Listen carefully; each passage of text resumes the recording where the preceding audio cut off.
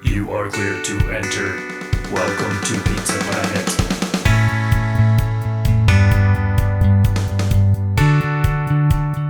Welcome to Pizza Planet, a Pixar podcast. I'm Ben. And I'm Gareth. And we're your delivery guys. Bringing you a square box of round, hot, cheesy Pixar goodness. We've got a bounty of slices in today's feast, so let's dig in.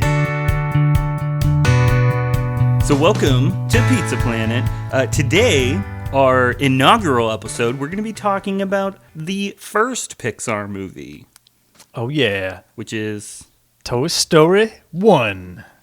So we'll start by sharing some quick stats and facts about the movie Toy Story. Really quick, Toy Story was directed by John Lasseter.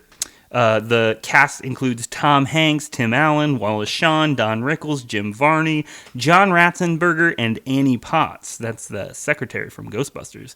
Ooh. And the release date was November 22nd, 1995. I said 2nd with a TH. 2nd. Yeah, came out November 22nd. The movie grossed $365 million worldwide, 192 domestically, and its opening weekend actually made $29 million. But the budget for the movie is $30 million, so that's a really good opening weekend. Yeah. The movie ranks 19th in the box office rankings of all 23 Pixar films. So, like, to date, this is 2021. I had to think about it for a second. Where is it? Today, it is the 19th highest grossing Pixar film. Critically, it is number 2 of 23 on Rotten Tomatoes. So it's got a score of 100%, but it only has 90 reviews, which is why it's second place, because the number 1 highest rated Pixar film has twice as many reviews. So if that was a little confusing. And what is it? What's the... it's 100%. No. What's the number 1 film that it's under? Oh, that's for me to know and for you to find out when we do when we cover it on this podcast. Oh, okay. So tune in next time. Yeah, tune in. No, people are honestly going to be able to Google it really easily. Plus, most people know this. It's Toy Story 2. I feel like you knew that. Just maybe you forgot. Totally knew that. Yeah. Yeah, it has literally twice as many reviews, but both are 100% on Rotten Tomatoes. So yeah, wow, 100% for Toy Story 1, Pixar's first inaugural film. Some brief feature film. Yeah, right. First feature film, and pretty crazy because this was the first CGI or animated CGI 3D animated film. Mm-hmm. So they broke huge ground just doing that. Yeah, a lot on the line there, and not only did they make an amazing film that launched them into what they are now, but 100%. Like, that's crazy. Right? And we'll talk about this more later on because we're going to actually review the movie, but it holds up. It's amazing that the first feature-length CGI movie is still as good as it is today after having come out in, what year did 95. I say? 95, yeah. Back in the 90s. Well, yeah, we can obviously dive into it here in a second, but we can just go ahead and tell the audience right now. So Gareth and I, by the way, are best friends. We've been friends a long time. We both are obsessed with Pixar. Oh yeah. And we've pretty much seen, like, I don't know when we started doing this, pretty early on in our friendship, but we started seeing Pixar movies together, like usually opening night, together in theaters. And that was always a great tradition that we had. Where's I going with that? I think you were going to share that that's why we're doing a Pixar podcast. Why are we doing this? No, yes, and so that's why we're doing... We're both equally passionate about a very niche topic, so it makes sense that we would then turn it into a podcast. Exactly, yeah. And so we were just talking about how we're like, dude, why didn't we do this like years ago? Like, we're always talking into like late hours of the night about Pixar. Yeah. So that's a little bit about what we're doing. But I just wanted to say that for y'all to know out there. So we just revisited this film after I haven't seen this film in a really long time. But I'll just say that like you said, it holds up. It holds up really well for a 95 film. All right. Well, shall we get into the film discussion? Yes, we should. Cool. So, I guess first thing I gotta mention is this animation in this opening sequence. It blew me away how good it still looks. Yeah, for real. Like, it really does show a lack of compromise. Like, I guess I kind of expected to see holes in the quality in certain areas that I'm used to seeing in, like, contemporary films that are subpar. Like, you know, you watch the Blue Skies and I guess, like, the B and C quality animation studios. These films have, like, these clear holes in the animation, but Toy Story doesn't have that. Like, it looks better than movies made this decade. Which just shows lack of compromise, and it proves that when you don't cut corners, you're going to create something timeless. Mm-hmm.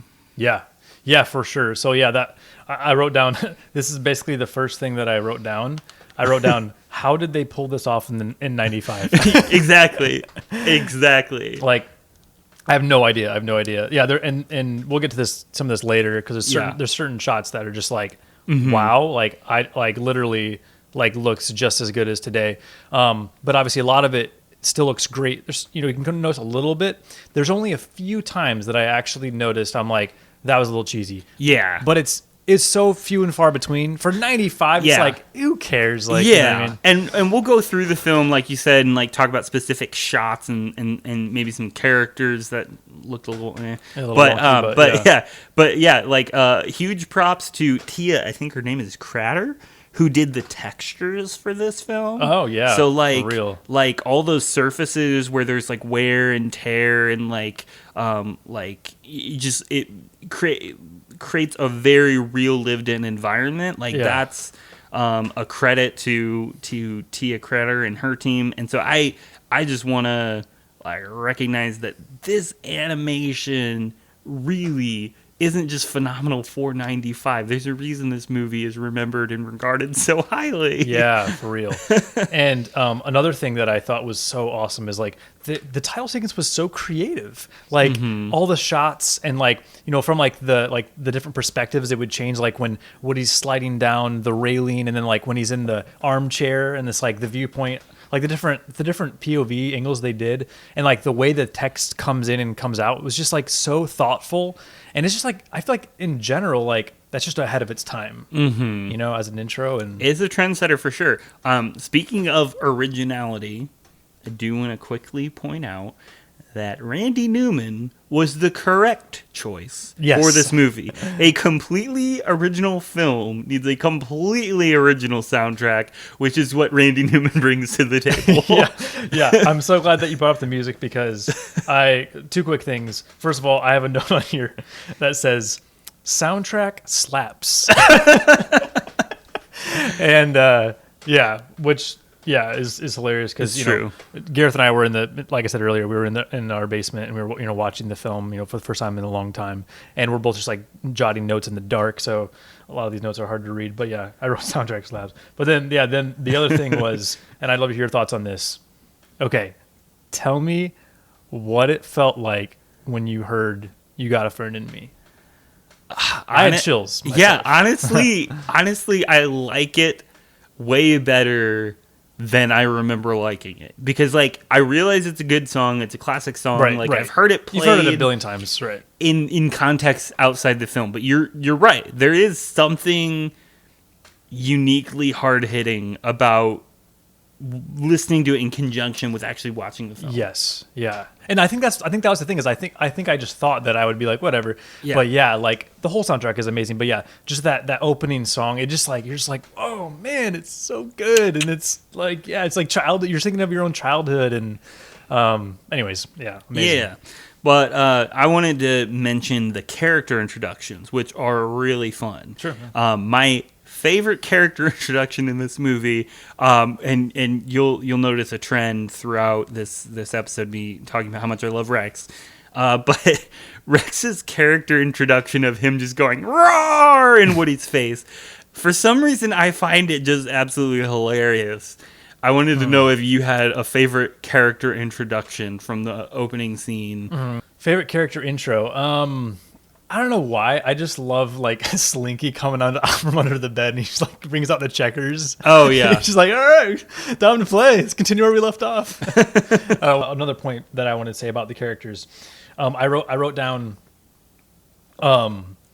just like the moment of all the toys coming alive for the first time. Yeah. Like I don't remember that, but as I was watching it, I was like thinking, whoa, if I've never seen this movie before and I was watching it and you're just seeing like a kid playing with his toys, the kid leaves the room, all the toys are just like lying there and it's just like this wide shot and it's just holding there. And then all of a sudden they just like move. Like that must have been crazy for the audience. Like, whoa, the toys are alive. And I'm sure like there've probably been movies that have maybe touched on that idea. Yeah. But just the way that they do it is like very creative. Just like all the toys like kind of getting up and like they're moving around and it's a little magical. I feel like it's a magical moment. Bro, I have a hot take. Okay, you ready for this? Yep. So I'm just gonna say this right now. The whole Green Army Man sequence from the beginning of the movie is pure gold.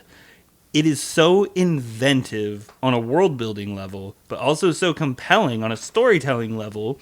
It builds suspense really well. And the scene with the broken army man, like when Andy's mom like steps on him, so I think is such an essential piece of the first act as it sets a tone for the rest of the movie. It reminds you that these characters are not immortal or immune to suffering. Right. It shows us firsthand that there are stakes in this world. And it's such a heartbreaking moment, and it gives me the Pixar feels. Oh.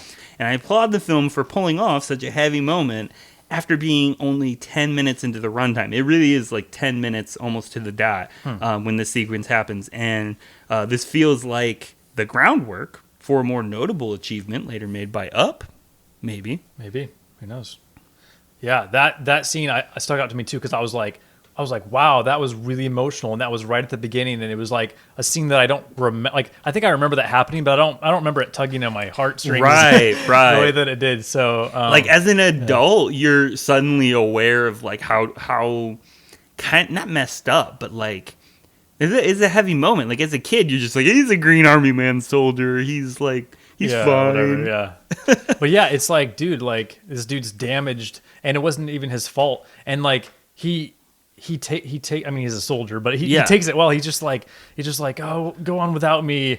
And I want to find out who the voice actor is that delivered that line, like, go on without me. Because that was like a really heartbreaking, like, delivery too. Yeah. Like the acting between him and Sarge is really good. Yeah. And like you said, the stakes, like not only the physical stakes for these toys, but also like I think that was the first time too of where the toys were fearing for being seen. Yeah. Right. Yeah. Yeah. Because it kind of gives us a glimpse into the world of how they have to act very. They have to be careful about where they're at. Yeah. Yeah. I imagine this is an animation decision, but like they shot a lot of the kids like from waist down. You see a lot of feet. Which was actually worked from a story perspective really well because you're like at the eye level of the toys more, which is cool. But also, I imagine it saved animation time. But you actually see their faces in that scene when they're using the binoculars. Yeah, and I didn't remember that. I was like, oh wow, they actually like show all the kids' faces. Yeah, and fun fact, I wasn't planning on sharing this, but I just happened to know it was actually the same character model.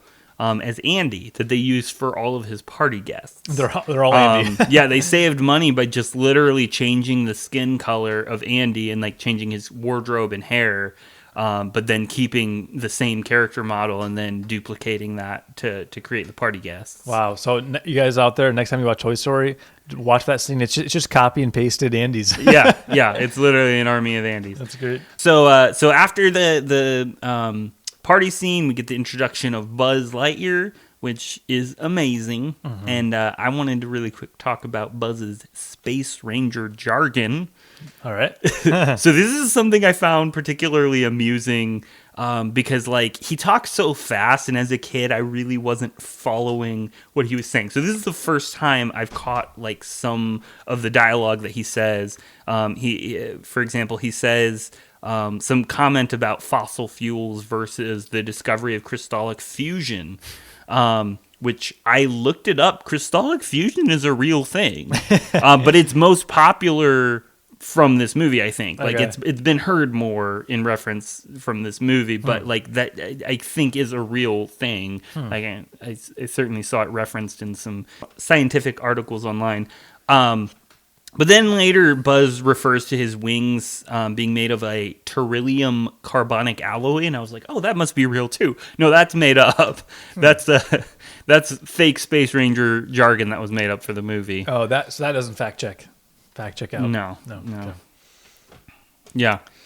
Well, yeah. Well, that scene is great, and right before that scene, I just wanted to note is right before that when Woody gives the announcement, right? So of like what's going on and. Oh no! It was right before the birthday scene when Woody does that. Real quick, I wanted to share. Oh yeah, go ahead. When Woody's giving his talk,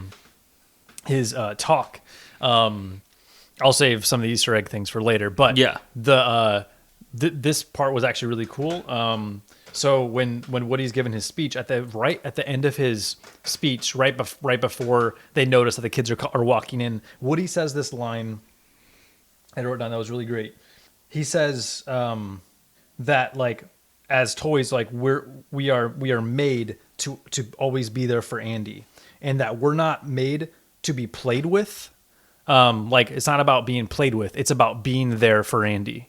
Being available. Yeah, it's not about us. It's not about having fun, being played with. It's about him being there, being present, and that literally is like the theme of the Toy Stories, but also specifically Woody's character. And I'm not going to get into the last Toy Story movie. I'm not going to do that. Yeah, but we'll get into it in another episode. Though you can definitely put an asterisk next to that line because we're going to come back to that line. Yes, in Toy Story 4, we will come back to that. But it just was a beautiful line. It's such a self-sacrificial thing about like the purpose of being a toy. Absolutely, and it really just cements like the essence of who Woody is as a character. Yeah, I'm glad you brought that up because I actually didn't catch that. Like we obviously just watched this the other day, and I don't remember that line hitting me quite as heavily as it is now that you're sharing it. And it kind of like the way you shared it, like out of context, that could be like straight up marriage advice right there. Yeah, because that's a really powerful like way of looking at love. Is you're making yourself available without the expectation of getting something out of it. Exactly. Yeah. So yeah, good catch. Yep. Did you have anything else for that scene? I was gonna move on to Buzz's flight. Yeah, scene. let's go to Buzz's flight. Yeah. So I feel so bad saying this, but as a kid, I always found this scene where Buzz jumps off the bed, he lands on a little car, he jumps off the Luxo ball. Yeah, the Luxo ball, and then he catches onto something hanging from the ceiling, and he flies around in a circle, and he sticks a perfect landing. As a kid, I found this far-fetched, and I still find it hard to believe. I accept it because it compels the story forward. But yeah, it bugged me as a kid, and it's one of those scenes that still bugs me a little bit to this day. Does it bug your life? Yes, it bugs my life. It's a bug's life. What's that Pixar writing like? There was a writer with Pixar, and she released a like top like 50 or whatever it was, like rules for writing. And one of the rules is if something happens to a character that makes it like hard for them, then it's good writing. If it makes it easier for the character, then it's cheating.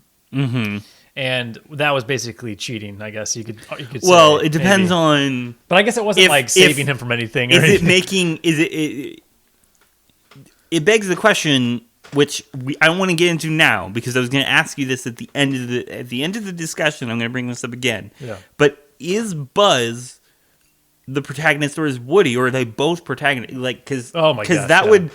We'll talk about it later, but that would change that scene, because if Buzz is a protagonist, yes, that does make it easier for him.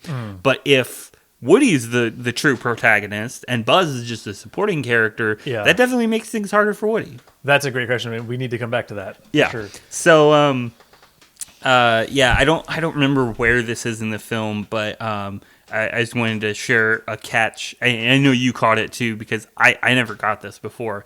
But the sign in front of Andy's house says virtual realty. They already were using VR jokes in 1995. Wow. That's ahead of its time.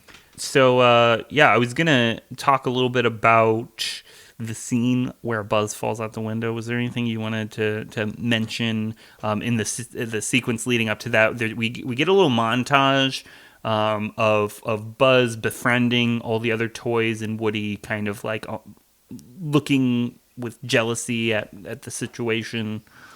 Oh, this is also a quick flashback, but Mr. Potato Head is, he's so good, but I think it was a scene where he's feeling really nervous. It might have been the gift scene that we just were talking about a little bit ago.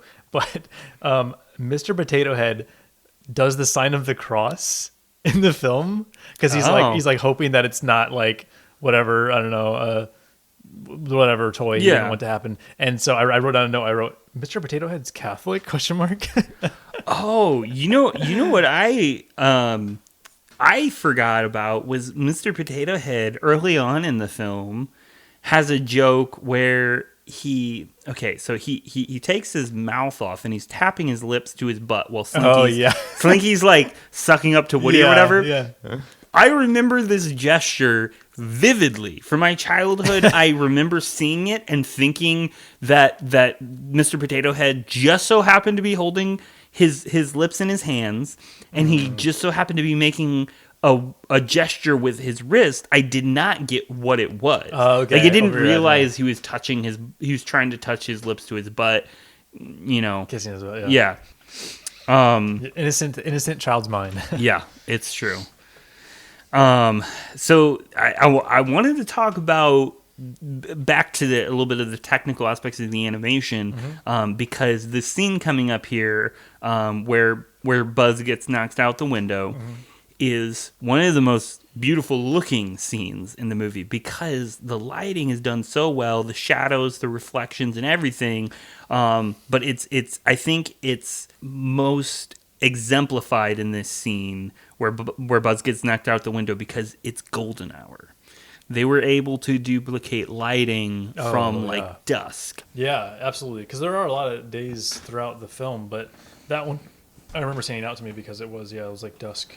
And there's actually another shot too that was kind of cool for me. I think it was when the army men were carrying the walkie, and it was in the hallway, and it was really dark in the hallway because there's upstairs. Yeah, there was just light that was flooding from I think Andy's room out into the hallway. And it was just like beautiful gradient of like the light and then like trickling down and it's just blackness. And it's a really extreme wide shot, which is really interesting for animation. That must be hard to do you have to animate like this huge hallway with these tiny little army men moving. And I don't know, I just thought it was a breathtaking shot.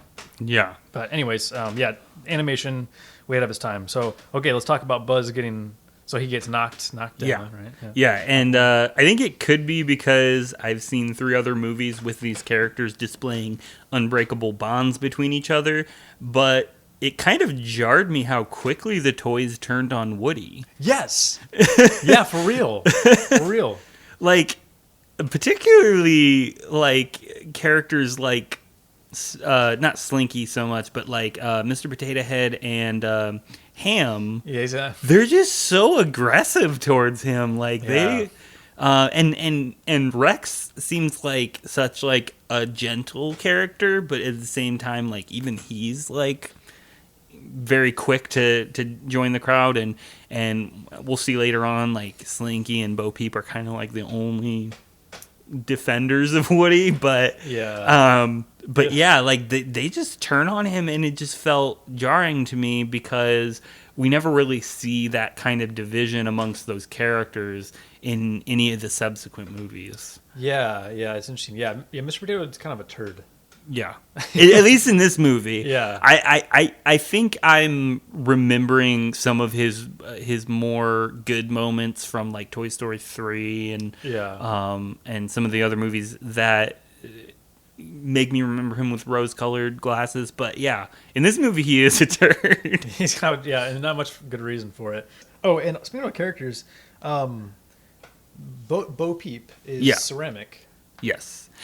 Oh, we were talking about that. No, I don't ever remember thinking, oh, that's like a porcelain doll. But no, like she's ceramic. When we like, I saw Toy Story 4 and I was like, I don't remember her being a porcelain doll. Are they like retroactively like changing this character? But no, in this movie it's pretty clear. I guess like as a kid, it just never occurred to me that was, a possibility, but no, you can tell very clearly that she's ceramic. Yeah, which is does not hold up in Toy Story 4. So we'll talk about that later. But yeah, no, good catch. So Andy and his mom leave to Pizza Planet, and they stop at a gas station. And I just have to say, I always hated how Andy says "yep" like a derp, in response to his mom telling him that he can't drive until he's 16. Well, I thought it was awesome that this kid wants to pump the gas for his mom. I was like, dude, that's awesome. Like, he's raised well. Chivalrous. Yes, very chivalrous. We see the Pizza Planet truck, which obviously is an Easter egg for later. We'll have don't you worry. We'll have an entire segment dedicated to Easter eggs. Don't think we're just missing stuff now. Yeah, we'll get there. But I can say that is, if you're a Pixar fan and you've caught on to that Easter egg, well, and if you somehow didn't know, you lived under a rock. This is the movie where it's from. Like, I could imagine someone like being like loving Pixar and like only have seen their like recent films and being like, oh yeah, I wonder where that came from. Yeah, that's true. So yeah. I mean, we forget that we're millennials, and there's like what now 2 generations behind us that are high functioning intellectuals that watch movies and may not know about stuff from the mid-90s. Yes, very high functioning, very awesome. We love you. Please listen to our podcast. So maybe high functioning wasn't the right term.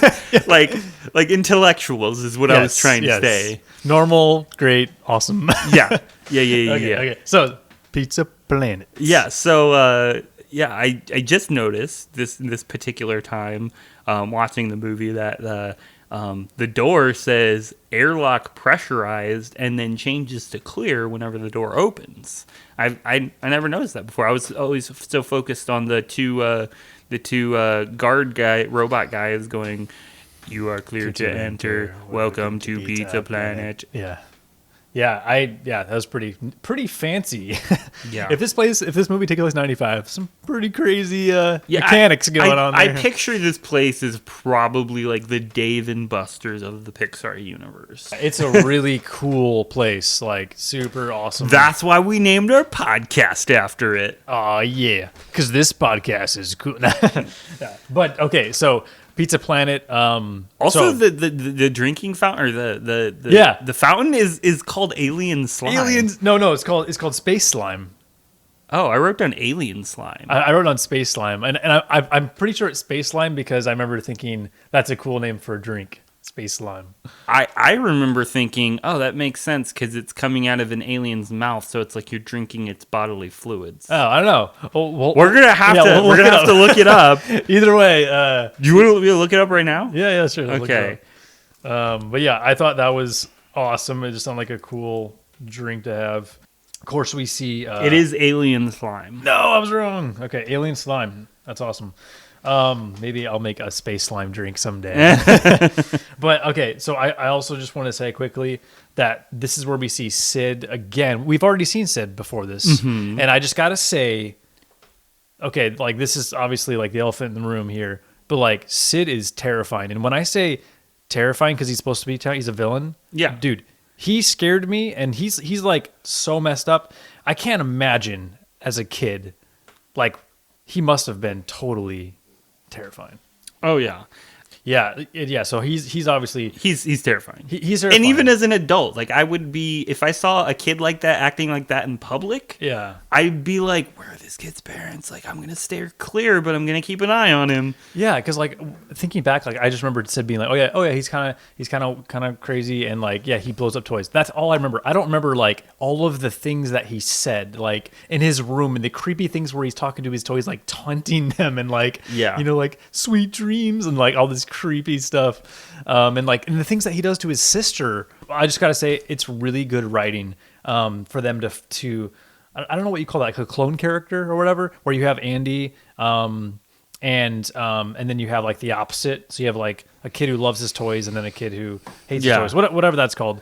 That's just really good writing, and it shows like the relationship between toys. It's got like a duality kind of thing. Yeah, like twists, like perverts the relationship, and but it also makes you think a little bit deeper about like family life, which is interesting because Andy has a single mom. His dad's not in his life, or at least he could be, but he's that not, we don't know about. Yeah, we don't know. It's assumed that it's a single mom raising her kid.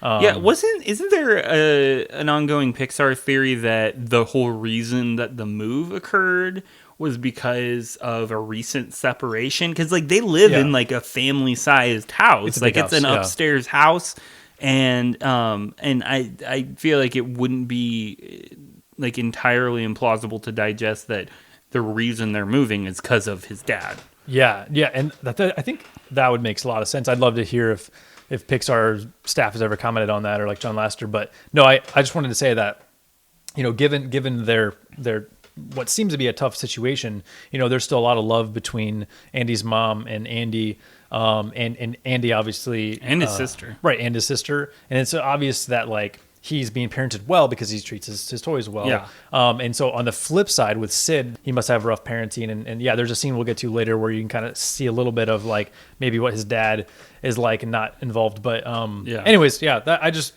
Pixar went deep with this like family scenario and like I guess I've never thought about the duality of Andy and Sid and how they kind of reflect two opposites and the implications of their like family life and stuff. Yep. But yes, we are about to go to Sid's house, but not before we meet the little green men.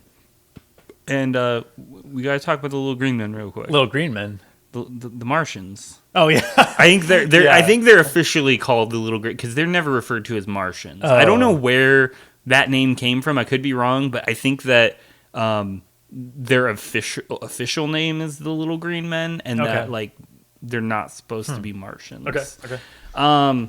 But yeah, I just wanted to mention that Woody calls them zealots, and I love it. I love that I've never heard Woody refer to them as zealots until now. Like as an adult, when I can actually understand what that means. As a kid, I wouldn't have got it, but like, it's hilarious. I love it. That is so great. I love that scene where they're just like the claw juices, and then like they're trying to like Woody's like, I'm out of here, trying to pull Buzz out, and they're just like no, you can't fight it, and he's like, get off me. And this is your destiny. You have been chosen. Yeah, they're just like super like into it. But it's such a good scene, and it's iconic. Like I feel like of all the scenes in Toy Story, there's like a handful of ones that are like the first thing you think about when you think about Toy Story, like visually. Yeah. And I think of the claw machine as like one of those scenes. Yeah, absolutely. And like the way that they shoot it, or they animate it with like looking up at the claw, and like it's a really cool animation. Why doesn't Sid question that Woody is holding Buzz's foot coming out of the crane game? Now this is another one of those moments where it propels the story forward, but even as a child, I was like, that's outlandish. And much like the Buzz flying scene, as a kid, I didn't buy it. Like I would be like very weirded out if I saw Woody holding onto Buzz's leg as I pulled him out of a crane game, because you've got, like, if you've ever seen those crane games, those toys are packed in so tight. Like, even if you get your claw around one of them that's even like a quarter of the way buried underneath those tightly packed toys, there's going to be enough friction between it and the other toys that the claw's not going to be able to grab it and pull it up. Right.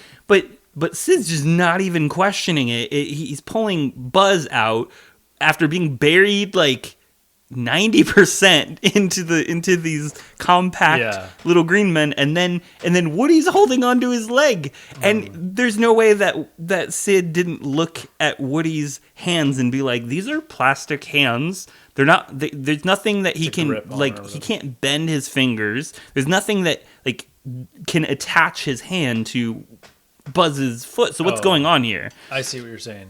And I'm not saying that this is a bad thing. Does not take away from the film. This is just a nitpick that I had as a kid that I still have. Still have it, yeah. Some things just stick with you. Yeah.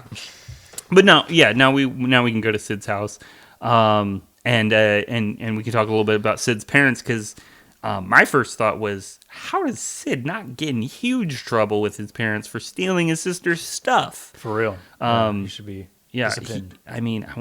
I hate to say it, but he must have terrible parents, because we know they're both home.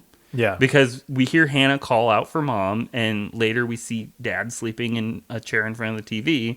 Why would they allow their son to have all those locks on his door? Yeah, the locks and the explosive, like, you hear that anywhere on the block. So they obviously know, and this is fast forward a little bit, but this is like ultra mega bad parenting decision. Yeah. When I think it's his mom says that he has a package, and in the package is a freaking huge explosive rocket, which, like, I grew up with fireworks and stuff, and I remember, like, there were, like, I'm pretty sure there were, like, rules about fireworks. Like, there were certain ones that you couldn't get, or, like, your parents would have to get you, like, you know, like, I couldn't just go and get these huge ones, right? And some in my area were actually banned because they were so big. And this one looked pretty intense. And it even said, like, not made for kids or whatever as he was reading it. Yeah. And the mom not only is, like, cool with it, she's like, oh, your package came. It's like, dude, this is terrible. I mean, I assume she knew what the package was. I mean, are they just, like, trying to be cool parents? Like, we let our kid put locks on his door to give him space because he's getting to that age, or, like, we're letting him buy like these dangerous explosives because he's going to be a scientist someday. He's a mature adult, and we want to show him that we trust him. Like, I don't know. I feel like that is sometimes, like, I don't want to, like, diagnose anyone's parents. It's not my place. So maybe I'll just glaze over that. But, like, there's a question of motives when it comes to Sid's family, for sure. Yeah, for sure. Yep. But yeah, so we now can move into Sid's bedroom, where we meet the mutant toys. I don't know what to call them, so I just called them mutant toys. What do they have a name? I don't know. Sid's creepy toys. Sid's creepy toys. I do remember that scene the first time that I saw the baby with the claws, the spider claws. I do remember as a kid. I do remember that scaring the crap out of me. Yeah. I think that I was more scared as a kid, and now, like, as an adult, it's still spooky, but, like, it's not that bad. No. Yeah, it just, like, now I can kind of see, like, oh, that's just this toy and this toy put together, and I don't know. It's more disturbing than it is scary. Like, the characters themselves are, like, very non-threatening to me. Sid is the scary one. And the toys are just, exactly. You know. But no, I was going to point out that this is one of the cheesiest moments in the movie for me, which is when Woody starts chattering his teeth. They're, like, hiding inside the backpack when the toys are all coming out, and they're, like, freaking out. So they're hiding inside the backpack, and Buzz is, like, trying to communicate with Star Command on his, like, comm, and Woody's just sitting there, like, chattering his teeth. It just looked very Looney Tunes. Looney Tunes, yeah. Yeah. Yeah, there were. I mentioned this earlier. There were a couple parts where I thought the animation was cheesy, and those parts were mostly Woody's facial reactions. Oh yeah. And because he just would do these reactions that like I don't know that it was necessarily like what he was doing that was cheesy. I think it was the way it was animated, or maybe a combination of the two. But I was trying to figure out. I was like, maybe it's because some of the other toys, their facial expressions can only do so much because they're limited because of the toy. Yeah. And Woody has a plastic face, right? And he originally, before he became like a cowboy doll, he was going to be a ventriloquist dummy. Oh. In like early versions of the story, and so like that would have allowed them to animate his mouth much easier. But yeah, making him a doll with a plastic face made it even more complicated. So yeah, they took some liberties for sure with his face and Buzz's face. Actually, because they're both kind of like human-ish faces, but pretty much the only character with like realistic expressions is Rex. Because his face has an actual jaw. He doesn't move outside of his constrictions within like his toy. Him doesn't bend his plastic pieces basically.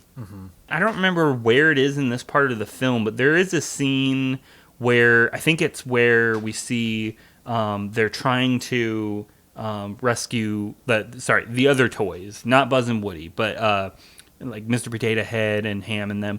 They're all trying to like rescue Buzz out of the bushes with like Christmas lights, not realizing that Buzz is no longer there.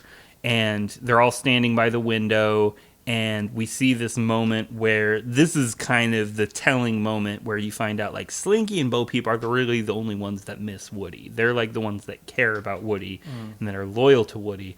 And the reason this hit me differently as an adult is because it creates an interesting character dynamic for the supporting characters that I never really caught on to as a kid.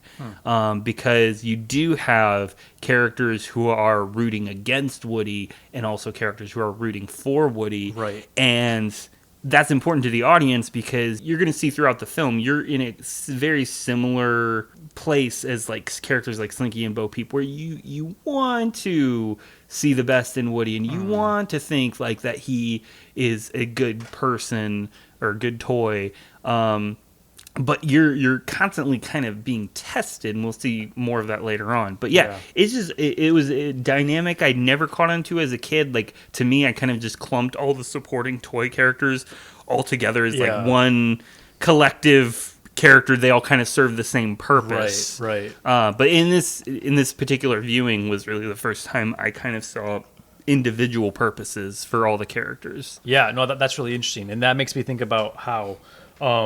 When the scene happens, when Woody tries to like push Buzz, I do remember thinking like, wow, like Woody's character, like he seems so likable, and wow, he really has like this flaw of jealousy, and that was just really great writing. And you really see kind of like the darkness within Woody, and then quickly it turns because you realize like. He realizes what he did, and he's trying to like bring Buzz back to like show the guys like, hey, it's cool. And that's like that becomes like the journey for him is like, I got to get him back. But then things develop. But I just thought it was interesting. Like, it's great writing, seeing like this like the duality within Woody of like these amazing character traits of like him wanting to be with her and Andy and like being the leader of the pack and like wanting the best for the gang, but then also like this jealousy of someone else. And it's just really great writing. And I think, to your point, I feel like some of the characters, like they saw the flaws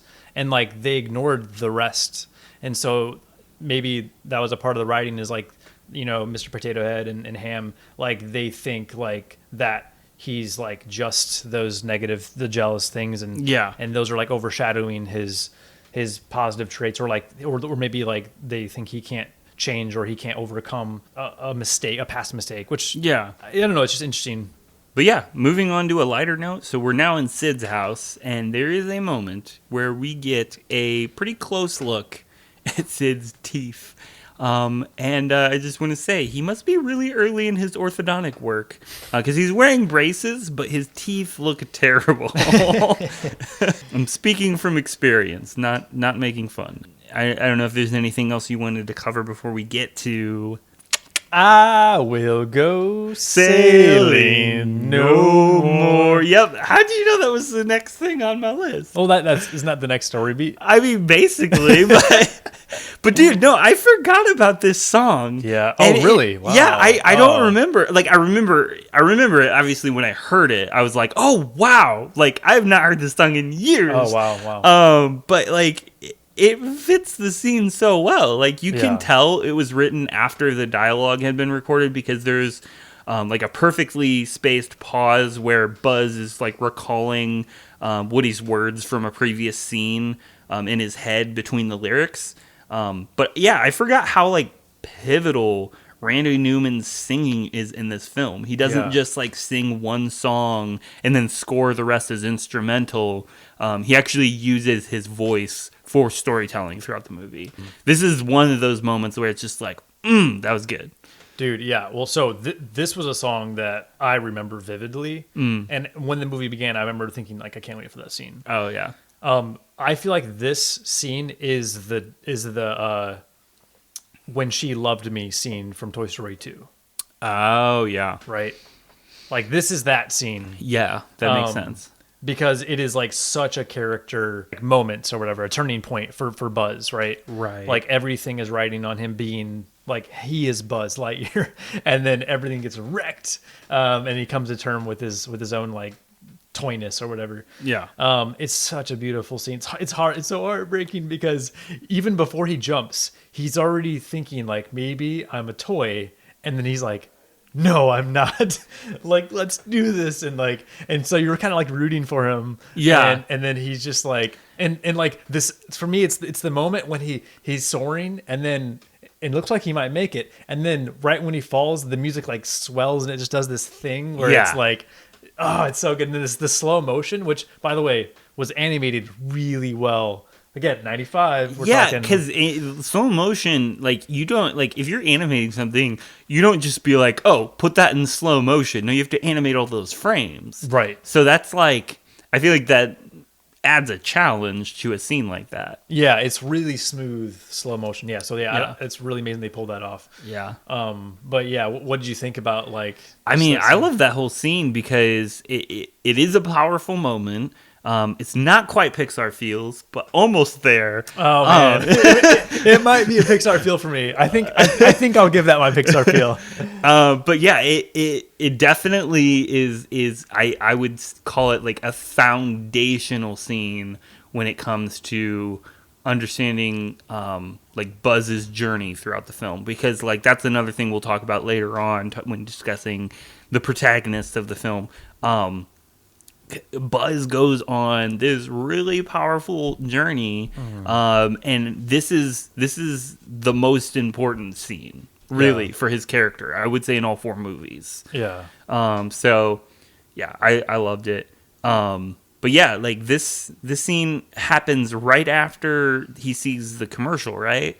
Like this didn't occur to me till you were talking. You mentioned that he has this moment of like, oh, am I a toy? Yeah. And like, I guess I never really, that the drama or the heaviness of that like really never sunk in until you said that, because I'm now remembering, oh, well, he just saw a commercial that told him that he didn't fly. Right. Like, it literally says, this is not a flying toy. Yeah. And he's just like, nah. Yeah. Like, I don't know. I feel like that's like, that moment is almost biblical, like in the sense that like it's somebody who is in such heavy denial about the reality of their identity, and it's good. But yeah, that leads into the scene where Woody distracts Hannah by calling out to her and pretending to be their mom. This scene is breaking what I perceive to be the rules of the Toy Story universe. Is like, you don't interact, you don't interfere. Like, what is Hannah's mom gonna say when Hannah walks up and she's like, what do you want, Mom? And she's like, I didn't say anything. That'd be so creepy. Like, it's for Hannah. Yeah. It's okay. But the reason I bring this up is because this scene made me actually feel a lot more forgiving for some of the more ridiculous moments that I was very harsh to in Toy Story 4. Like Toy Story 4 has some moments where I was just like, no. You've caught on to this, I'm sure. There's like several moments in this movie where I'm just like, I'm not buying it. Like, that's ridiculous. But like Toy Story 4 was like full of those moments, and I rejected it because I was like, that's not Toy Story. But now I'm watching the first Toy Story and I'm proven wrong. Like, no, this franchise was preposterous from the beginning. Like the premise, not the movies themselves. So moments like this, I will accept because they propel the movies forward. Yeah, and there's other movies too. Finding Dory, like there's other times where characters do crazy things, but maybe some of that is just Pixar. Like they've kind of done it, you know. And not only that scene, but also the end scene with Sid too. Yeah, and I'm glad you brought up Finding Dory because that's another one we'll get to on this podcast at some point that I really am looking forward to revisiting because there's a lot of things that I don't know how to accept it, but I want to. I want to learn to accept that movie. Pixar, we want to love you more for some of your mistakes. This is going to be a learning experience for us. Yeah. What scene was that when he calls out to Hannah? The tea party scene. Oh, that's right. Yeah, which I might have a quote for later, but but yeah, Buzz is hilarious because he went from like ultra mega confident, like I'm Buzz Lightyear, to just like I'm a Frenchman or whatever. So I hate to keep bringing up the sequels, but I've heard some people criticize like the Spanish speaking Buzz that we meet in Toy Story 3 or right? 3 yeah. I've like heard people like criticize him for being like just over the top cartoony and ridiculous. I want to hear what those people have to say about this Buzz because this is the first Toy Story movie. This is original Buzz, and he's absolutely ridiculous in that scene. Yeah, exactly. Yeah, like what's his name, Mrs. Nesbitt. Mrs. Nesbitt. So then there's the scene where Woody finally gets the other toy's attention in the window, and Buzz is moping. He lost his arm, but I just made this observation that I've never caught before. Slinky makes an adorable face when Woody is at the window pretending to talk to Buzz. Oh, yeah. So like when Buzz's arm shows up and is like waving to everyone gets all excited. Hey, it's Buzz. Slinky makes a face like a puppy would actually make when they see their owner returning home. Like I've never seen Slinky make this face before, but like it's very subtle because it's in like the lower part of the screen and kind of like out of the main composition. But it's super cute. Yeah, it is. He's like super happy to see him. Like happy dog. So I'd love to talk about that scene. So that scene's kind of, it's really rough for Woody because he's genuinely with Buzz and but they don't trust him. That's a heartbreaking scene, I think, for Woody's character. Like they do him wrong, man. They do him wrong, and it was funny, honestly, though, with the arm thing, and they're like, you remember? Their reactions are like gold. Yeah. But I don't know. I felt like it's just like really rough, and I feel like. I don't know. I feel. I wrote down like later that, and this happens especially too later in the film with the U-Haul scene. But like, I feel like the toys have become very hypocritical because they're mad at Woody for kicking out a toy, and they're kicking a toy out of the club by kicking Woody out. Yeah. So it's like you're mad at Woody but you're doing the same thing. Yeah, basically.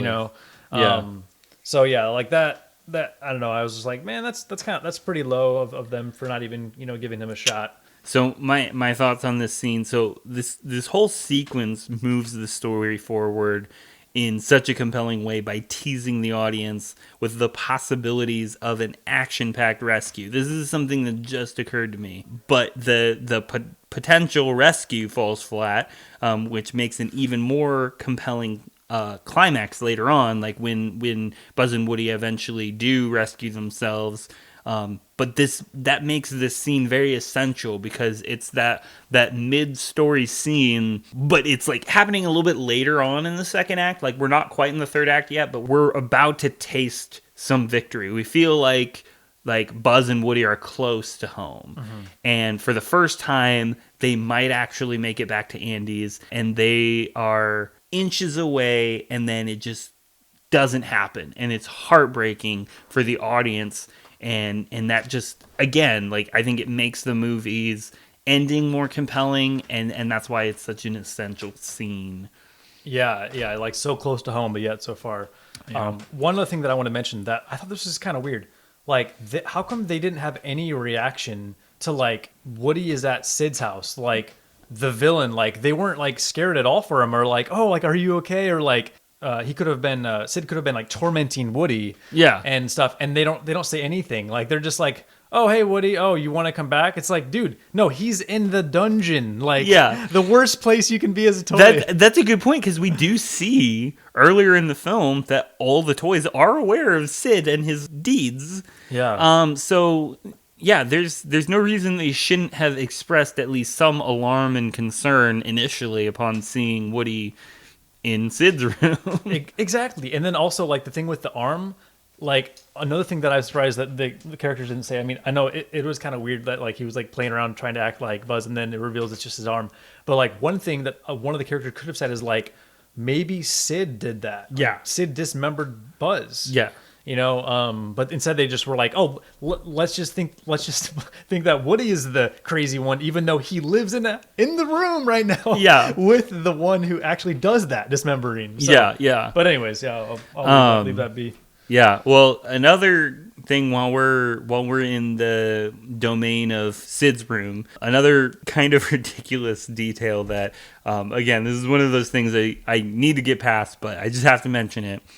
Why doesn't Sid notice that some of his toys he's been torturing have been fixed? Because, like, the other toys, like the mutant toys, they put the pterodactyl head back on the pterodactyl and the doll head back on the doll. And so, like, is this the first time that they've helped Sid's victims? Because Sid, you would think he'd have a reaction if he came into his locked room and found fixed toys that he had just dismembered. Yeah, you know, that's a good point. Yeah. Continuity error. Yeah, potentially. All right. There's a good moment when Buzz is listening to Woody talk about Andy, and Buzz has a revelation about his purpose. This is another one of those really close to being a Pixar Feels moment, but not quite there. But this is Buzz's turn. So he had his fall where he's now accepting that he's a toy, but then he gives up. He doesn't care anymore. But what inspires him to start helping Woody is when he hears Woody talk about Andy. Andy, yeah, exactly. And this ties back in Yep. with that line that you're sharing from the beginning, like about like Woody and his purpose. And so now Buzz has kind of this revelation about his purpose, which is, again, just very important to his story. And it propels the story forward, too, because then we start to see Buzz actually working to free Woody. Yeah, that's such a beautiful scene. And okay, so I will retract my saying that the Buzz falling from trying to fly is a Pixar Feels. It is. You can have multiple Pixar Feels, just to be clear. Oh, can I? Oh, yeah. That's so great. I have 3, so one. I think I only have 2. Okay, so whatever. We'll just do 3. So yeah, one is Buzz trying to fly and he falls. 2 would be this scene where Woody's in the cage and Buzz is strapped to the rocket, and they have this exchange, like you said, which is so great. It honestly, on a deep level, almost makes me think of like if someone's like struggling with depression, like why should I live? I know this is serious, but like. And then it's like how you can help someone get out of that is by like you explain what your reason is to live, and then they can like adopt that. Oh, that reason that you're living. Interesting. Yeah, that's a interesting way of looking at it. But anyways, I just want to say like that's just such a touching scene. I was particularly moved, and this is where the Pixar feel comes in. It's when Woody says, "I should have been strapped to the rocket." Yeah. And then he says, "You should just get out of here, while you still can." And then he looks, Buzz is gone, and instead of being bitter or anything, he just kind of looks down and just accepts, like, it's okay. He has a moment where he's accepted that Buzz abandoned him. Yeah, and it seems like he's actually not bitter. He's not like mopey. He's just like, I'm letting this be. Yeah, and that's a great character point because Buzz wanted to be number one, and now he's letting the other toy like go get away. You mean Woody wanted to be number one? Woody wanted to be number one, and now he's letting Buzz like. Yeah. So that just gave me so many feels, and then they start working together, and it's great. Right.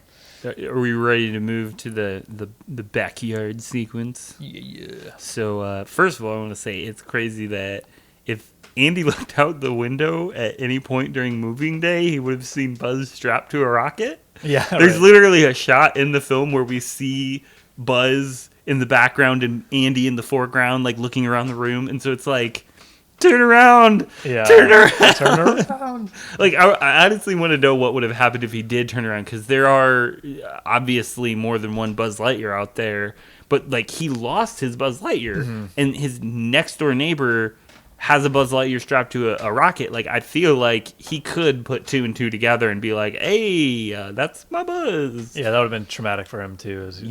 Andy's, I don't know. This is just wishful thinking, but I want to see like Laurie Metcalf like get all like super mom on Sid and his parents and be like, how, your kid stole my kid's toy, and like blah, blah, blah, blah. That's a really interesting point. So Buzz is strapped up, and then they're concocting their escape. Yeah, and then we get the most terrifying scene in the whole movie. Which one? It's terrifying, but in the best possible way. When all the toys start coming alive and like Woody's talking to Sid. I have a thought on this scene. Okay. Like, couldn't this scene possibly motivate Sid's continued abuse? Like, now that he knows the toy's secret, he can derive even more deranged amusement from his mistreatment of his toys. And he's probably not scared of the consequences due to the fact that they keep themselves a secret and usually don't attack humans until a certain point. Like, he's had this one experience of them turning on him, but it happened, like, not in front of anyone else. So, like, he at least as long as he's around his parents, like, I feel like he would think he's safe. So I don't know, like we see, I think in Toy Story 3, we see Sid is like a garbage man. And I could, correct me if I'm wrong, but don't we see like toys like strapped to the front of his grill, like on his, cause isn't that how Luxo, sorry, Luxo. Or no, you're talking, what's his name? Lasso, right? No, Lotso. We're terrible Pixar fans. I know. Yeah, isn't that how Lotso, like his fate is he gets tied to the front grill of correct me if I'm wrong. It's been a while since I've seen the movie, but that's what I remember. He's tied to the grill alongside some other toys. So anyways, my theory then is that this scene, Woody actually enabled a like more like further deranged pleasure that Sid now gets out of torturing toys, and that as a result that's become kind of his thing, because we see those toys strapped to his grill, and that's him being like, hey, I know you guys are alive, I'm gonna tie you to my grill. It's really dark to think about, but like I don't know, that's something that watching as an adult occurred to me, and I was like, oh, don't want to think about that. Yeah, dude, no, that's a really cool point. I'm glad you brought that up. I actually thought the same thing. I don't think I wrote it down, but I remember thinking that too, like, wow, they just scared the crap out of him. And at some point he's going to like calm down, come to terms and be like, oh, okay, so toys are alive. How can we like use this and like to our advantage? It could even be like a revenge thing for him. Like he's getting back at them for like traumatizing him as a kid. Exactly. And I remember the scene where with his sister when he's like, oh, nice, nice doll, whatever. I remember thinking, I think what they're going for is they're trying to like the writers are trying to have Sid like learn a lesson, and now he treats the toys respectfully, but he's not. He's just out of sheer fear. Yeah. And that fear is going to settle eventually. But like it would have been, I feel like it could have been more powerful if it would have been more of like he learns rather than being like terrified or being like anti-bullied, when someone's being bullied and they have to like stand up for themselves. Yeah. That's basically what the toys did. But again, they're toys, they're not human. So like that tactic doesn't necessarily work for teaching a kid a lesson, standing up to him. I feel like the toys, like what they can teach you is how to love them and the relationship you can have with your toys and how it can be beautiful. I don't know how you could convey that through words, but it would have been cool if there was a way that Sid could have like learned the lesson of like, the value of a relationship with toys. Yeah. And then he could have respected them out of a desire to actually care for them, not out of just fear or whatever. Yeah. But yeah, I'm with you, man. I think that's not the best lesson. And yeah, like this could be interesting to think about for future Toy Stories because we already know they're probably signing on for more against my will. But Sid. If they brought Sid back as a villain, bring Sid like back. He's an adult with like who lives in his parents' basement, and he's got this creepy like dungeon, like with all these toys that are like tied up and like strung up. Like I don't want to think about it. It's kind of creepy. No, it is absolutely creepy. But it makes me think of side note Billy from Stranger Things.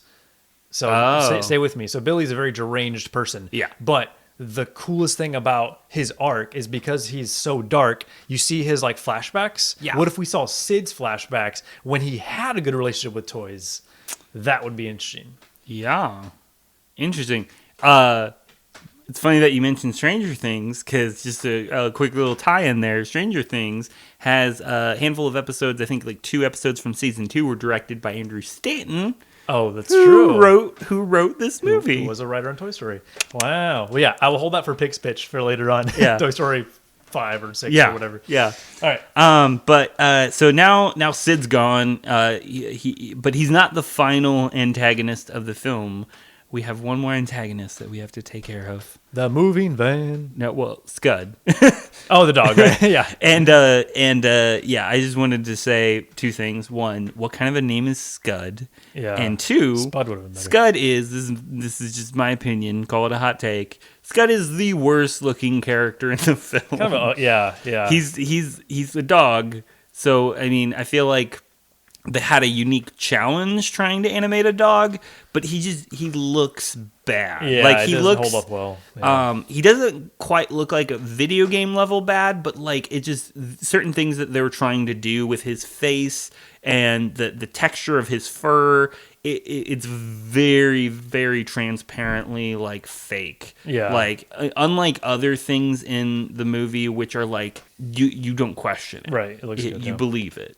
You look at Scud and you're like, that is kind of like it's clear that they're going for a dog. It's clearly a dog, but like not a good dog. Yeah, not a good dog. Like his fur is just very flat. Yeah, it's very flat and like the shapes are very like shapy and not, and his smooth. like his nose. I feel like one of the big things is dogs have like very unique noses because their noses are like a completely different texture than the rest of their body, and so it's sometimes a little bit moist and bumpy, and his nose just kind of looks plain.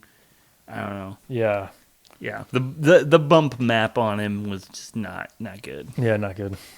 So they get rid of Scud, and now. Well, not before we get another nitpicky moment with Gareth Madison. My question is, how does jumping on the remote make the RC jump? Like, why does RC jump? Oh, we are skipping that head. Okay. Well, you said Scud's gone. Oh, sorry. This is before Scud is gone. Yeah, no, that was interesting. I don't know. It's the flick of the switch. Who knows? A battery malfunction. I really don't know. Like he's got like I had a toy RC when I was a kid. Oh yeah, and he's got the what is it? What are they called? Like shocks, like the suspension. Yeah, suspension. And so he's got the capability to jump. I feel like. But, like, why did he jump specifically when they jumped on his remote? Was it, like, pain? Like, can he feel what the remote is feeling? And so, like, they jump on the remote, and he's like, ah!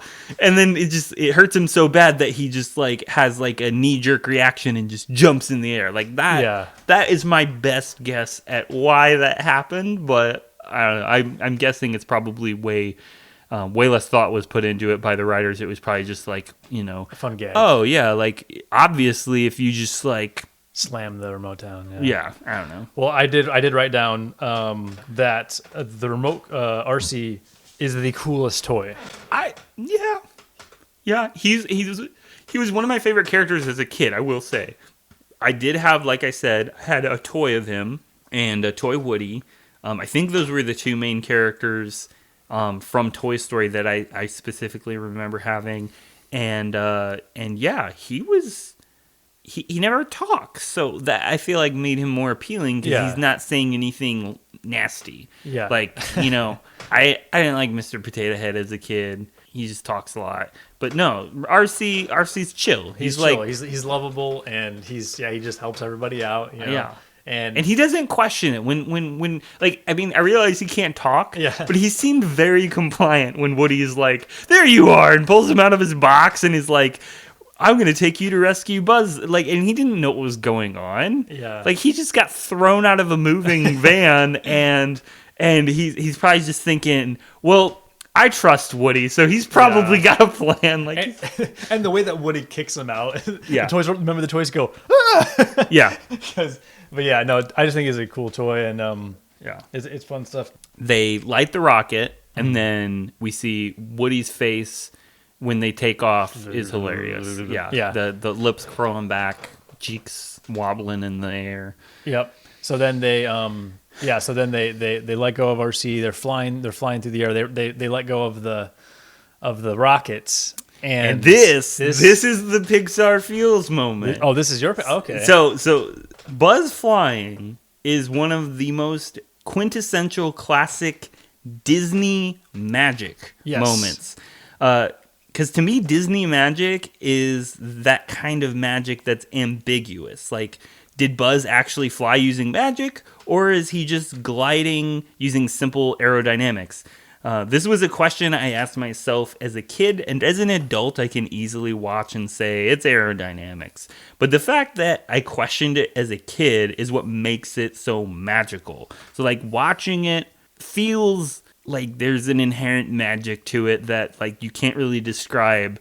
And I don't know if that magic would still be there if I hadn't seen this movie as a kid. Yeah. But it certainly is still there, and it certainly gave me the Pixar feels. Like, particularly when Woody is just like suddenly realizes, like, holy crap, we're flying. Yeah. And it's you gotta realize that's gotta be a humbling moment for Woody, because he believes with his whole heart in that moment that he was wrong. Yeah. That Buzz is a space ranger. Yeah. And he's like so happy about it. Yeah, right. Like that's him learning humility and learning, like, I don't know, it's just such a good moment. It is, yeah. Like, their friendship has repaired itself. Woody's like learned his lesson, and now the final like 1-2 punch is like Buzz can actually fly. Yeah. And it goes from this like heartbreaking scene of Buzz not flying to now to infinity and beyond. And I wrote down here, one of my notes was during that scene when Buzz, he goes, Woody goes, you're flying. And then Buzz says, no, I'm falling with style. Yeah. Which is a great line. I almost thought, like, maybe that should be our podcast name, Falling with Style. But anyways, and then he goes, to infinity and beyond. And then he just, like, it zooms out and you just see them like, flying. And, like, for me, I was like, that is magic. And I wrote down, to infinity and beyond became Pixar's motto. Mm-hmm. Because if you think about it, like, this is their first film, and just think about everything they did after that. Like, if the rest of Pixar's history is not to infinity and beyond in every possible way, it's even on the back of your shirt. Gareth is pointing to the back of your shirt right now. Like, I don't know what is. Like, from story perspective, they went to infinity and beyond. Animation, they went to infinity and beyond. Just, I mean, everything with Pixar is like totally just like they set their standards to this like ridiculous level. Like anything goes. We're big Pixar nerds, so we love I love listening myself to like interviews with the directors, and one of the things they talked about in the early days is like when they would have story pitches, they would never worry about the technology. Yeah.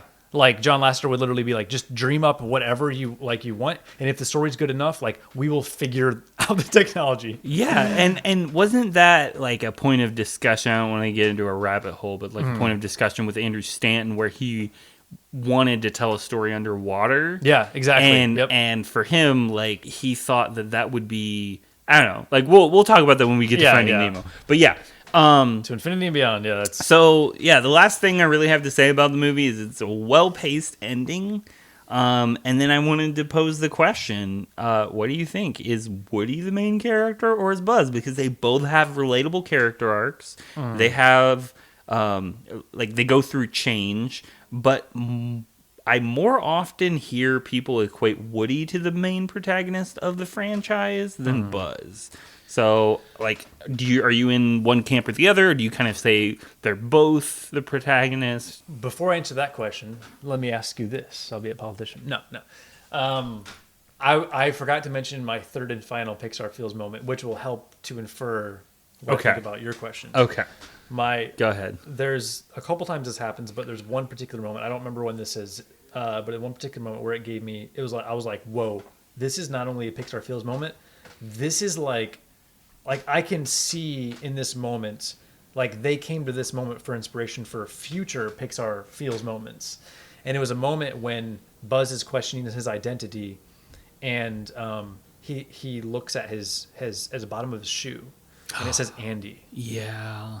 And the same thing happens with Woody's character, where a couple times in the films where he looks underneath his foot and reminds him, and I was like, whoa, like, okay, all of us have had kids, all of us we've put our names on our toys. I did that as a kid, and you just as a kid you just do that, right? But like in the movie, it's like, holy crap, like, whoa, like these toys, they see like the human like wrote their name on them, and that becomes their identity. Like they see that Sharpie that the parent just scribbled randomly, and now that Sharpie name is based like on the handwriting. everything. I'm pretty sure it was Andy, not his mom. Okay, well, yeah, like they're seeing this kid's scribbled name who did it in 2 seconds, and now this means the world. This is like constant reminder, like, this is who I am. I am someone's beloved toy.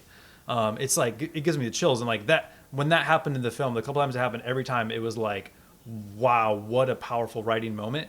And for me, like, I value like my faith a lot. Yeah. And for me, like, one of the things, and even for people who don't have, who aren't Christian or don't have faith, can understand the idea of how important your identity is in knowing your purpose. And for me, like, I know, like, spiritually written on me, on my foot is, the imprint of God. And I know that, like, I'm his, and like, I'm a son of the Father. And I'm also like, a son of my parents. And, so that identity is just so cool. And, that's awesome. Huge feels from that moment. Yeah. So does that mean Woody's the main character? Or is Buzz? I would say that I think that this is like a buddy cop film. Like, it's not a buddy cop film, but it's like that in that I think they're both main characters.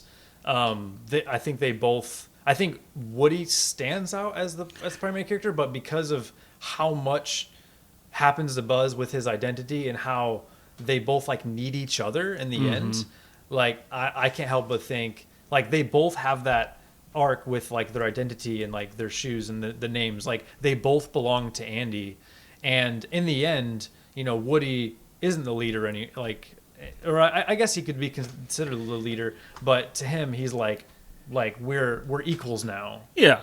And I think I see it similarly. I've always thought it's like a buddy movie, like, Woody is Jackie Chan and Buzz is Chris Tucker. But yeah, exactly. But like at the same time, like when I started hearing people say like, no, Woody's the protagonist, I can't necessarily disagree with that, because in this movie and certainly in Toy Story 2 and Toy Story, like, it's definitely Woody. Yeah. Toy Story 3 and then especially Toy Story 4, like they done Buzz wrong in Toy Story 4. We'll get to that.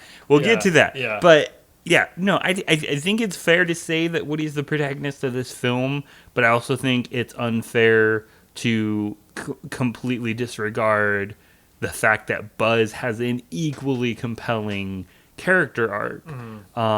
And just because he was introduced later and his story is kind of told in conjunction with Woody's, you can kind of make the argument that, oh, well, Buzz is just an accessory to Woody's journey. But in truth, they both go on journeys, and I like to think of it better that way because, like, first of all, friendships are amazing. Like, I love to think of people or like characters in movies not as like, oh, this person's the main character, so they're important. Like, I like to think, like, I love ensemble movies, but you look at like other Pixar movies, they kind of used the same idea there, where like in Monsters Inc., Sully's pretty much the protagonist, but that doesn't give Mike less screen time, less importance, or less of a character arc. Mm-hmm. And you see that, like same thing with Finding Nemo. Like Dory's very important, but like Marlin's really the protagonist. So, anyways, I just wanted to say that because I want to say I don't disagree with people who say Woody's the main character, but in my book, they're both the main characters. Yeah, I'm with you. And definitely in subsequent films, Woody's clearly the main. Cool. Now it's time for The Claw. Do you have any final thoughts that you wanted to share that kind of summarize what you got out of this specific viewing? What did I do you want me to go first? Yeah, start it off, man. Okay, so I definitely think my appreciation for this film has only grown now that I'm older. I think there was a phase of my life in my late teens where I felt the movie was overplayed and overrated. But it's honestly been so many years I enjoyed this viewing a lot and was able to largely disregard the number of times I've seen it in the past, which in turn allowed me to appreciate the sheer excellence of the film. So, that being said, I think that the thing that I got out of this viewing is just how well balanced the film is. It's an absolutely ridiculous premise, more ridiculous than I gave it credit for as a kid. But it balances that absurdity so well with human emotion, genuine stakes, self-aware humor, relatable character arcs. And yeah, my final point is just going to be that I think the Green Army Men getting stepped on really did hit me in a new way this viewing. And that was like one of the things that like stuck with me. And I was like, oh, wow, now I'm carrying that with me. Yeah, absolutely. That's awesome, man. Yeah, for me, I would say, going back to an early point I made about like, Woody's, some of his opening lines about, the purpose of what a toy is and just like the great lengths that the toys go to, specifically Woody and Buzz, the great lengths that they go to just to be with Andy. Yeah. And it's just so awesome. Like you easily could have had a film where it's like a toy gets separated from the gang and it's like, I just want to get back to the gang. I love Bo Peep. Like I want to be back with the babe. Yeah. But like, that's not what it is. This story is like Woody, like, of course he wants to be back with the gang, but like really he wants to be there for his human who he doesn't get a lot out of all the time. And, who plays with other toys and like he gets thrown in the chest sometime. And he gladly, like the scene where he gets thrown in the chest, like he gladly gets thrown in the chest and then just like, well, where's my hat? Oh, back to work. It's like, whoa, like that's what love is, man. Yeah. And so that's what I got out of it was like, and I'm newly married, so I'm definitely like learning a lot about like love and being like thinking about the other, more about myself. What I learned about my wife from Woody. For real. And read a book. What's that? Write a book. Yeah.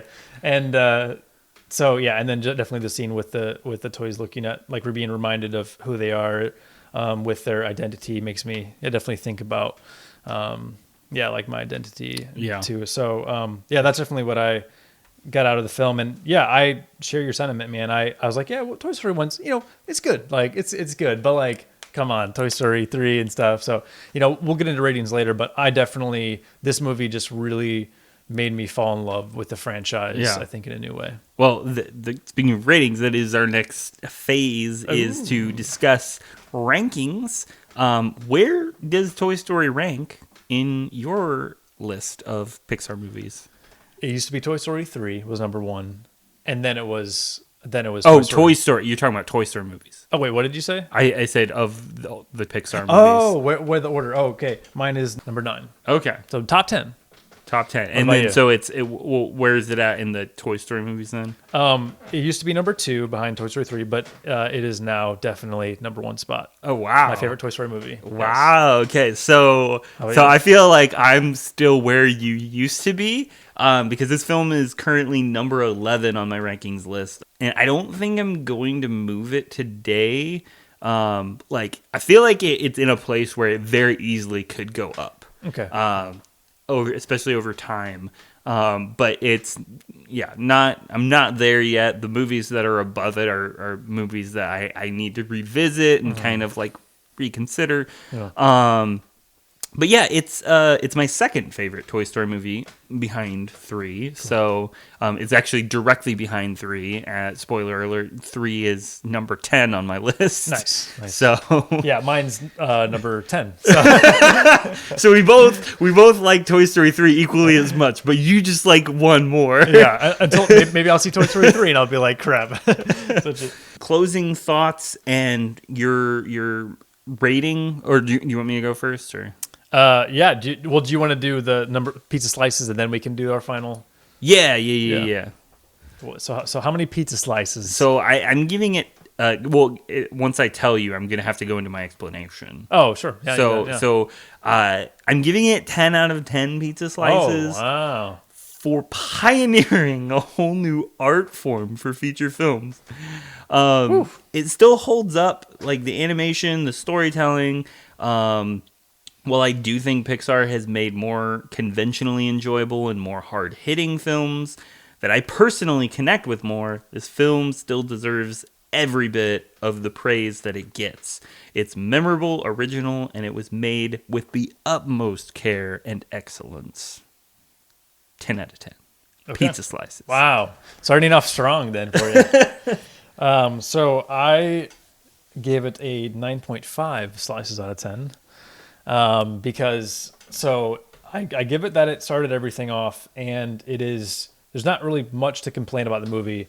But to your point about not hitting as hard, I think what the film suffered a bit that I could have given it a 10 out of 10 is that a lot of the movie is like exposition and like them traveling and like they're at Sid's and they're tucked away, or like the gag with the gifts, and I know there's some cool things that happen there, but there's just a lot of like in between and not much. There's only a few moments where the characters are like really digging in, and I don't know, I guess I feel like when the movie ends, like there was a lot to think about, things that I've shared already, but I feel like they could have really like pumped that up more, that message. I think, dude, if they honestly, the scene with Sid, I think if somehow they would have found a way to help Sid change in a more positive way, I honestly think that could have been the missing a piece that really just like, you would think back to Toy Story and you would just like be like, wow, like the message is so clear. Yeah. The message, like Toy Story 3 is a great example because I think the message is a lot more clear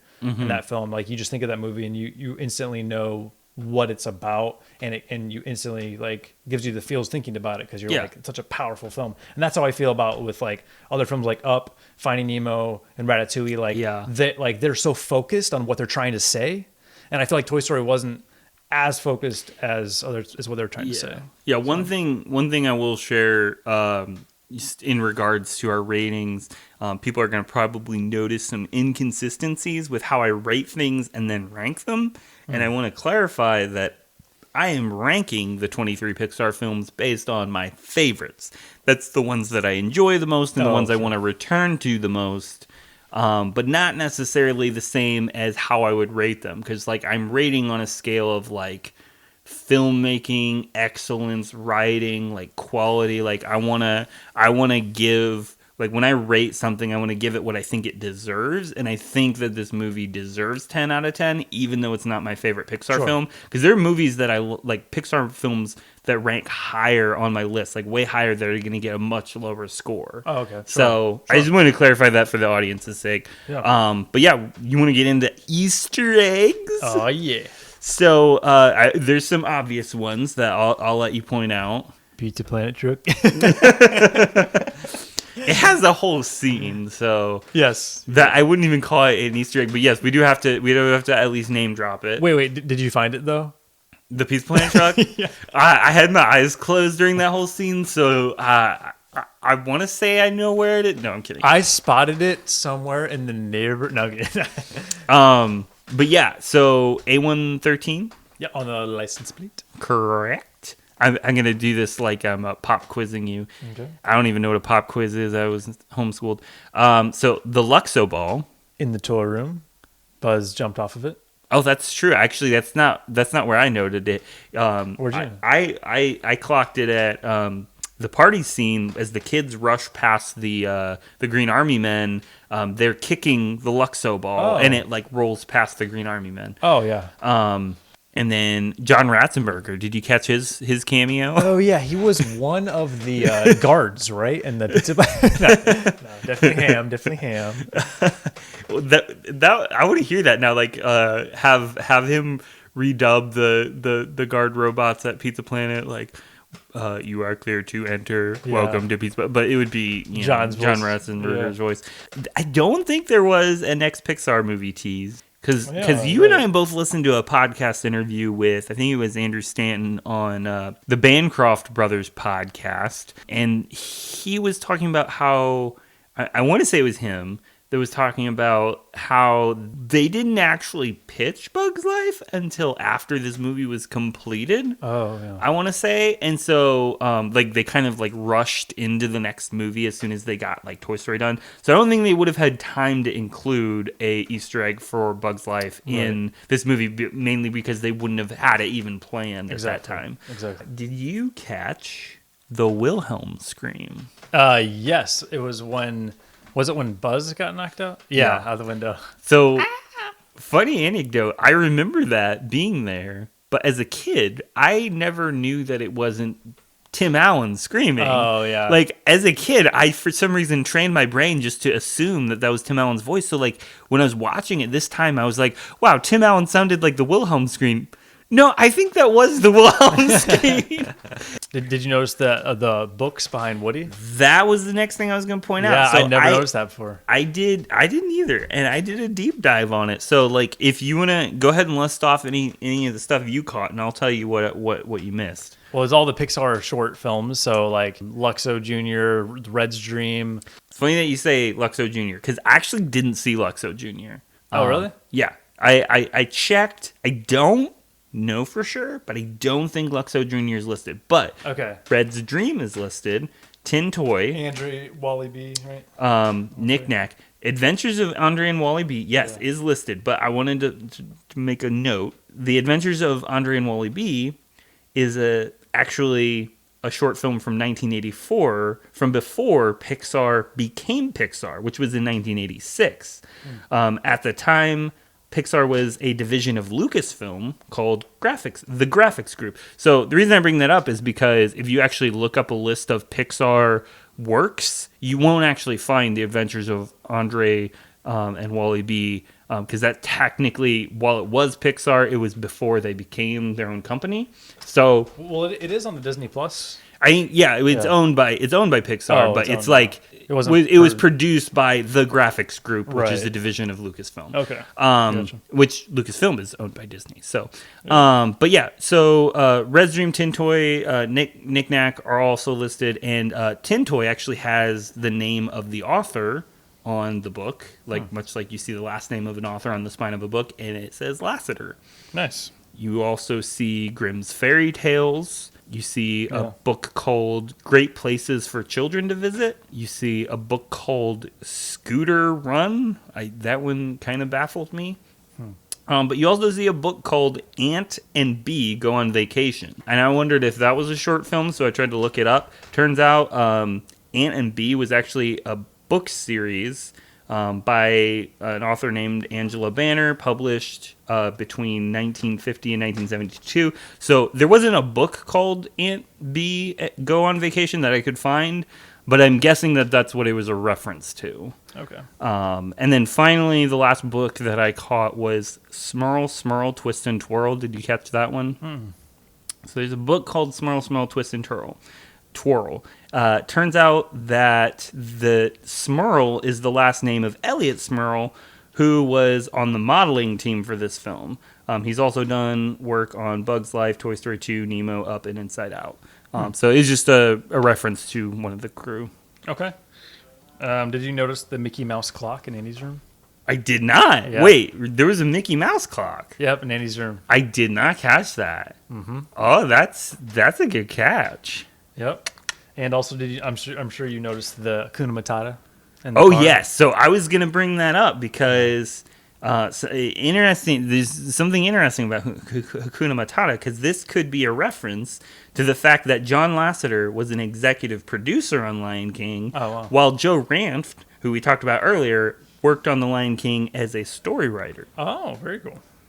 I always forget like their history. Like they have crossover with Disney and like. Oh yeah. Yeah. We see Owl's Toy Barn, which is TV gonna commercial. become bigger in Toy Story 2. Yep. And then I have one more Easter egg. Did you have any other Easter eggs? I don't think so.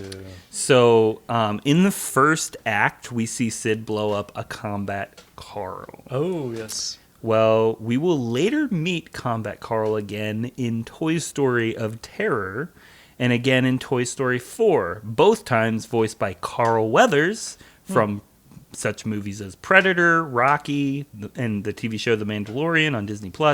I had wondered if this was a real toy, actually. Like, I obviously, I've never heard of Combat Carl outside of the Toy Story universe, but I was, like, curious, so I Googled it, like, thinking, oh, maybe this is, like, a real toy. But according to my research, Combat Carl is an invention of the Toy Story universe. He was created to replace the originally scripted G.I. Joe. This character was supposed to be a G.I. Joe, but Hasbro denied Pixar the rights to the name when they found out about the character's ill-fated demise. So they didn't want that to like reflect badly on their brand. They pulled out, and so Pixar had to like scramble to rename the character, and so they came up with the name Combat Carl. And so I'm very happy that this happened because Combat Carl is actually a character I very much enjoyed in Toy Story of Terror and also in Toy Story 4, but like particularly Toy Story of Terror was great.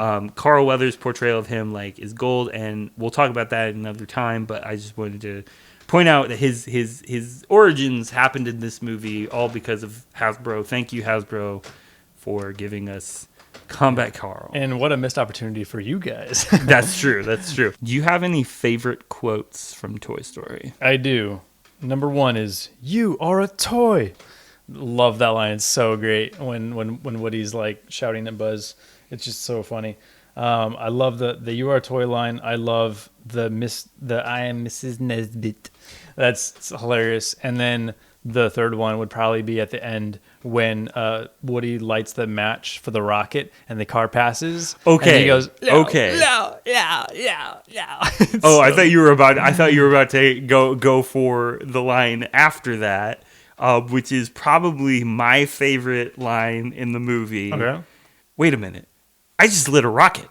Rockets explode! Oh, yeah. Like, as a kid, that line made me laugh every time, and I think it's Tom Hanks' delivery that kills it. It's such a good line. Yeah. I actually wrote down a ton of lines, but I'll just graze over them. So, like, Woody says, his classic lines, like, reach for the sky, somebody poisoned the water hole. Buzz in one scene refers to Sid, and he says, I don't believe that man has ever been to medical school. When Woody says at the end of the movie to Sid, he says, so play nice. That was creepy. Mm-hmm. And obviously, To Infinity and Beyond, his most classic line. Yes. You mentioned this line earlier in the discussion. That wasn't flying. That was falling with style. Falling with style, yeah. The lines I wanted to save for last because I think he's my favorite character from this movie. Probably. At least as far as humor goes.